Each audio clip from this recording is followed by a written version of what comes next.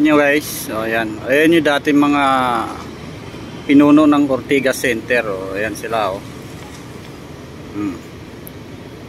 Florencio Francisco Ortigas, Vicente Madrigal, Borromeo Manuel L. Quezon, tapos Saidi David. O, ayan sila oh. Ano, makikita nyo. O, ayan sila yung nagtatag ng Ortigas Center. Tapos ito naman yung mga partners. So ano, mga pangalan, basahin nyo na lang guys. So ayan o. Ayan o.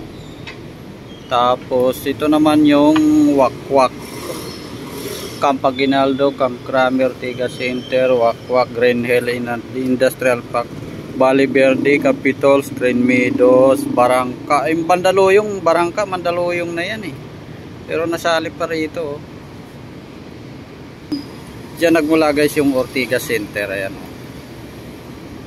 Tapos ang pangalan pala dati ng Mandaluyong, Hacienda de Mandaluyong. Ayan oh. Kasama pa dito yung ano, Pasig. Tapos sa Marikina River, Quezon City, Pasig. Tapos San Juan River, mayroon palang San Juan River. So yan lang guys, diyan nagsimula ang Ortigas Center. Ayan oh. Yan yung park. Thank you.